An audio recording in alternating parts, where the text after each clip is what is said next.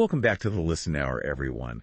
I am so excited for our deep dive today. Me too. We're taking a look at a book called 50 Lessons of Quran. By Said M.H. Yes. A really interesting concept. Basically, the author's goal is to take these key life lessons From the Quran. Yeah, from the Quran and make them applicable to our modern lives. Exactly. And I was really fascinated when I first started reading this book, just by the sheer range of topics that are covered. Oh, amazing. We're talking about everything from conflict resolution to networking tips, reframing problems. And even like sensitive subjects like gossip and sexual harassment. All viewed through the lens of the Quran, which is really fascinating. Yeah, and what I love about it is that it's not just theoretical. Right. The book actually offers a lot of practical advice, which is what I find so valuable. Absolutely. For example, it talks about managing emotions like jealousy and anger and the importance of things like gratitude and truthfulness. It all really comes back to this core idea of self-reflection and personal growth. Yes. Which is such a central theme in the Quran. There is this constant encouragement to really evaluate our actions and strive to be better versions of ourselves. And, one example that really struck me from the book was how the Quran actually challenges us to check if we are preaching righteousness but not practicing it ourselves. Oh, wow. Particularly when it comes to things like honesty. That's such a powerful point. Yeah. It's so easy to talk the talk. Exactly. But are we actually walking the walk? Right. And you're right, the Quran really does emphasize that striving for personal improvement. Like the story of Prophet Ibrahim's unwavering faith. Yes. In the face of all these trials. It's a reminder that we can choose to react to difficulties with patience and prayer. Yeah. Even when things get really tough. Even when things are really tough. Yeah. Which I think leads really well into the idea that the book presented about viewing problems as opportunities for growth. Absolutely. So it's not about avoiding challenges altogether. Right. But it's about how we can learn. And evolve from them. Yeah. Trials are inevitable. Yeah. It's our reaction to them that really shapes the outcome. That's such a great way to reframe our perspective. I love that. I think so too. Speaking of growth, I was so intrigued by the lesson on networking. Oh, yeah. The Quran actually encourages us to interact with righteous people and to build a strong community. It's true. And it made me think of this quote that I heard recently that your network equals your net worth. I love that. Surrounding yourself with successful and inspiring individuals can truly make such a positive impact on your journey. I think it makes so much sense. When you surround yourself with people who embody those positive qualities, it naturally inspires you to strive for excellence yourself. It's true. But, not all social interactions are positive. Right.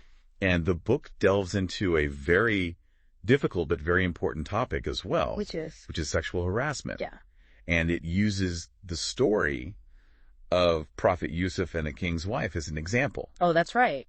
Which might seem like an ancient tale. Yeah. But it actually offers some surprisingly relevant insights for today. That story really stood out to me, too. I'm curious, how does it apply to modern situations? Well, for one thing, it highlights the power dynamics that often underlie harassment. Right. The king's wife, in a position of authority, attempts to exploit Yusuf. And it reminds us to be aware of these power imbalances and how they can be misused. That's so true. Just understanding that dynamic can be really empowering in itself. Yeah, for sure. The second takeaway from the story is about seeking refuge in Allah in those situations. Right. Yusuf repeatedly calls upon God for protection and guidance. Yeah. Which emphasizes the importance of faith and prayer during those difficult times. And then finally, the story emphasizes the need to actually avoid situations that could lead to harassment. So being proactive about our safety. Exactly. Yeah. Thinking ahead and taking steps to protect ourselves. Makes sense. Now that actually segues quite nicely into another lesson from the book, which is the importance of choosing our words carefully. Oh, interesting. The Quran advises us to speak thoughtfully and to really try to avoid gossip, which we all know can be so incredibly damaging. It can be so tempting, though. It can be so tempting. But it's ultimately so divisive. It is. And just leads to a lot of hurt feelings. Yeah, and the book really reminds us that gossip often stems from negativity and judgment. Yeah. Instead, we should be striving to speak truth, offer sincere praise, and use our words to build bridges rather than walls. I love that. Building bridges, not walls. Now, speaking of emotions, The book also talks about channeling anger constructively. Oh, this is a good one. Right. Yeah. Because it's so easy to let anger control us and lead to destructive behavior. Absolutely. But the Quran actually encourages us to view anger differently. It does. It suggests using anger as fuel. Yes. For positive action. I love that idea. Right. Yeah. So instead of lashing out, we can channel that energy into making a difference, standing up for what's right, or working towards a solution. It's about taking that powerful emotion and turning it into something good. Yes, exactly. Yeah. So instead of letting anger consume us, we can transform it into a force for good. It all comes back to being mindful of our time as well. Yes. And using it wisely. Right. You know, the Quran emphasizes using our time for good deeds, for speaking truthfully, for practicing patience. It's like a call to action to make each moment count. It is. And to really strive to make the world a better place. Exactly. It's fascinating how that idea of using our time wisely also connects to the concept of success. It does. You know, the book really challenges our conventional definition of success. It does. It's not just about like material wealth or worldly achievements, you know. There's a whole other dimension that the book brings in. For sure. You know, the Quran emphasizes the importance of character, integrity, and really contributing to the well-being of others as these markers of true success. And this ties back to the lesson about, you know, choosing the right people to work with. Yeah. And the story of Prophet Moses seeking guidance from Prophet Shoaib really highlights this beautifully. That's right. Prophet Shoaib advises Moses to really look for strength and trustworthiness in someone before hiring them. It's almost like modern day advice about finding people, the right skills, and the right character. It's amazing how these ancient stories hold such timeless wisdom. It's true. You know, competence is important, right, but character is crucial as well. Yeah. And that leads us to another really important aspect of social interaction that the book addresses, which is conflict resolution. Oh, yeah. We all encounter conflicts. Of course. In our lives, you know, whether it's at work, with family, in our communities. It's unavoidable. It is. So I'm curious, what approach does the book suggest? Well, the Quran advises us to approach conflicts with fairness and objectivity, setting aside our personal biases. Yeah. It's about seeking justice and understanding, not just winning an argument. That makes a lot of sense. It's about finding a resolution that benefits everyone involved. Exactly. Not just one side. Instead of comparing ourselves to others and feeling envious of their achievements, it suggests that we concentrate on our own blessings. And strive for excellence in our own endeavors. You know, everyone has their unique journey and path to success. It's so true. So instead of feeling resentful, we should be focusing on our own growth. And celebrating the successes of others. Yeah, I love that. It's about recognizing that everyone has their own strengths and talents and appreciating the diversity that each person brings to the table. That's a good point. And speaking of shifting our perspective, the book also emphasizes the importance of gratitude. Oh, yes. You know, it reminds us to appreciate the good things in our lives, both big and small. It's so easy to focus on what we lack. It is. And to forget about all the things that we have to be grateful for. Absolutely. And cultivating gratitude can truly transform our outlook on life. It can. It helps us to see the world in a more positive light and appreciate even the simple things. And, you know, this ties back to the idea we discussed earlier about seeing problems as opportunities. Oh, right. That reframing. That reframing. It's about looking for the lessons and the growth potential in every difficult situation. Exactly. Instead of getting bogged down by negativity, we can choose to see those setbacks as stepping stones on our journey. I like that. And it's during those tough times that we can really find solace in turning to Allah through patience and prayer. Yes, the book acknowledges that life can be difficult. It can. And full of challenges. It can. But it also reminds us that we're not alone in our struggles. We're not. And we can always turn to Allah for guidance and support. Finding strength in prayer and perseverance. Exactly. And you know, another key theme that runs throughout the book is the importance of speaking the truth. Speaking the truth. It sounds so simple. It does. But it's something we often struggle with. Yeah, we do. You know, the Quran stresses the importance of honesty in all of our interactions. And it's not just about avoiding outright lies, but it's also about being genuine and sincere in our words and our actions. So it's about building trust and nurturing healthy relationships. Exactly. Through honest and open communication.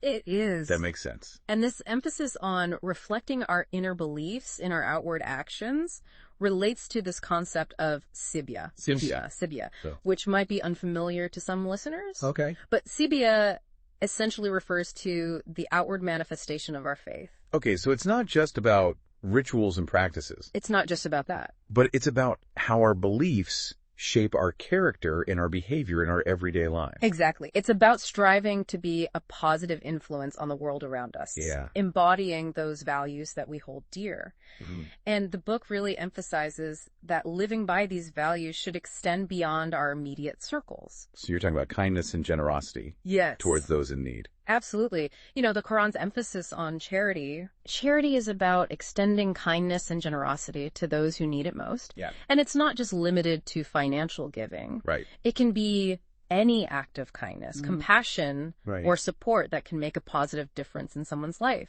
It's about recognizing our shared humanity. It is. And extending a helping hand whenever we can. Precisely. Yeah. And along with kindness, the book also encourages us to cultivate humility. Humility. That's an interesting one. I don't often hear that discussed in the context of success. It's an essential virtue that I think is often overlooked. Yeah. You know, the Quran reminds us that true greatness lies in recognizing our own limitations. Yeah. And acknowledging our dependence on Allah. It's about letting go of that ego. Yeah. And embracing a spirit of service and gratitude. Exactly. Recognizing that we're not perfect. Yeah. And we can always learn and grow from others. It's a beautiful thing. You know, one of the things that really stood out to me was the book's advice on dealing with anger. Oh, yeah. This is a good one. It's not just about avoiding anger. Right. But it's also about not harboring it in our hearts. Mm-hmm. It's about purifying our hearts and fostering inner peace. That's a profound point. Yeah. So it's not enough to just suppress our anger. It's not enough. We need to actively work towards letting go of resentment. Yes. And cultivating forgiveness. It's a process. It is. And speaking of inner peace, the book also emphasizes the importance of maintaining both physical and mental well-being. Of course, they're so interconnected. They are. And neglecting one can really impact the other. Absolutely. So the Quran encourages us to take care of our bodies, our minds. Yeah. And to seek balance in all aspects of our lives. It's about recognizing that our health is a gift. Yeah. And a responsibility. And by taking care of ourselves, we can better serve Allah. Right. And fulfill our purpose in this life. And that ties back to another lesson we touched upon earlier. Okay. About choosing our words carefully. Right. Our words have power. They do. They can build up, or they can tear down. Inspire or discourage. Exactly. So it's crucial to choose our words wisely. Yeah. And speak with intention. Being mindful of the impact that our words have on others. Speaking of impact. Yeah. The book also highlights the importance of actively learning. Yeah. And engaging with knowledge. Mm-hmm. You know, the pursuit of knowledge is a lifelong endeavor. It is. And the Quran encourages us to continually seek understanding. To expand our horizons. Yes. And use that knowledge to benefit ourselves and the world around us. Exactly. And this pursuit of knowledge should extend to the Quran itself. It should. The book encourages us to actively engage with the Quran. Yes. Not just read it passively, but to reflect on its message, to seek to understand its deeper meanings, and apply its wisdom to our lives. It's a lifelong journey of learning and discovery. It is. And it's a journey that's open to everyone, yeah, regardless of their background or beliefs. You know, the Quran is a source of wisdom and inspiration for all who seek it. I agree. Now, while we're on the topic of seeking knowledge, the book also touches on the importance of thinking for ourselves. Oh, interesting. It's so easy to get caught up in groupthink. Right. And to blindly follow the crowd. Yeah. Without questioning our beliefs or our values. Yeah. You know, the Quran encourages us to use our reason. Right. To think critically. Yes. To seek knowledge from a variety of sources. And to arrive at our own conclusions. Exactly. It's about being independent thinkers and taking responsibility for our spiritual journeys. So it's about forming our own understanding of the world. Yes. Based on critical thinking and seeking knowledge. From diverse sources. Yeah, that makes a lot of sense. It does. You know, one of the things that really stood out to me was the book's discussion of sexual harassment in the workplace. Oh, yes. A topic that's sadly still very relevant today. It is. So I'm curious, how does the book approach this? Well, the book uses the story of Prophet Yusuf and the king's wife to illustrate the power dynamics that often underlie harassment. And it offers some really practical advice on how to recognize and respond to such situations. It emphasizes seeking refuge in Allah and taking steps to protect ourselves from harm. You know, it's a reminder that we have a right to feel safe and respected in all environments. Absolutely. And we should never hesitate to speak up. We shouldn't. If we experience or witness any form of harassment. Exactly. It's about creating a culture where harassment is not tolerated. Speaking of harmful behavior, the book also delves into the dangers of gossip. Oh, gossip. Yeah. You know, it can be so tempting. Oh, it can. But the Quran reminds us that it is harmful and destructive. It can damage reputations, sow discord among people, and create a toxic environment. Instead, you know, we're encouraged to speak kindly of others and to focus on building each other up. It's about creating a culture of respect and understanding. It is. And using our words to spread positivity and goodness. Exactly. I was really struck by the book's emphasis on just being kind to others. Oh, kindness is so important. Such a simple yet powerful virtue. It is. You know, the Quran reminds us that we should treat everyone with compassion and respect. Absolutely. Regardless of their background, their beliefs, or their social status. It's about recognizing our shared humanity. And extending a helping hand to those in need. It's about making the world a more loving and just place. I love that. And that brings us back to the lesson about choosing our words. It does. When we speak. Our words have the power to heal or to harm. To inspire or to discourage, to build bridges or to create walls. That's true. So it's about speaking with truth and kindness and using our voices to make a positive difference in the world. And while we're on the topic of using our voices, the book also talks about using our anger constructively. Oh, anger. Right. A powerful emotion. Anger is a natural human emotion. It is. But it's how we channel that anger that really matters. Right. The Quran encourages us to use our anger as a motivator for positive action. So instead of letting it lead to destructive behavior, we can transform our frustration into fuel for change. And use our voices to speak out against injustice. Exactly. It's about channeling our anger into something productive and meaningful.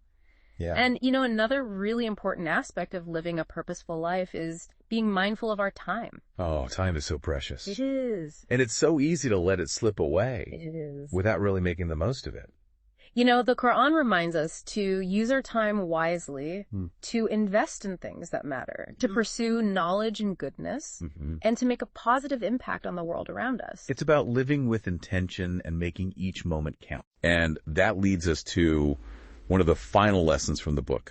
Thinking for ourselves. Oh, this is so important. It's so easy to get caught up in groupthink. It is. But the Quran really encourages us to use our reason. It does. To think critically, seek knowledge, and arrive at our own conclusions. It's about taking ownership of our spiritual journeys and not blindly following the crowd. Exactly. And this emphasis on critical thinking and intellectual independence extends to our understanding of the world around us as well. Were you talking about being kind to our neighbors? Yes.